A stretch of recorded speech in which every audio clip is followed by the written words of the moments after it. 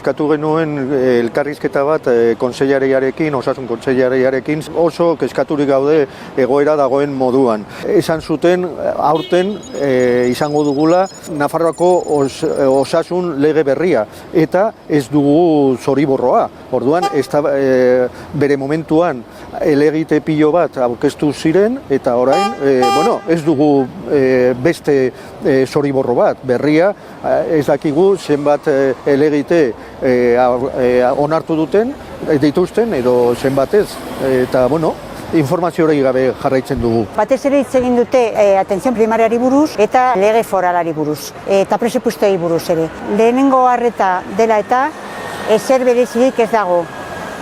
Komentatu dute, saiatzen ari direla gauzak hobetzen, baina egia esan ez dute hartu erreforma txiki bat.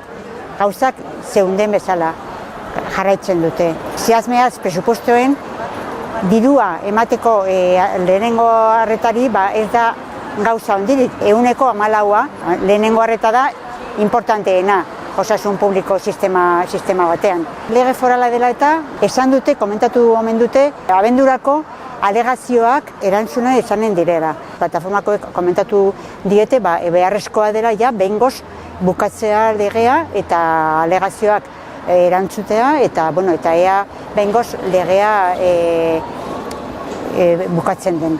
Gu planteatuko dugu, segurazki, gizarte sozial mugimenduekin, mobilizazioak egiteko, erantzuteko gizartearen osasun beharrei.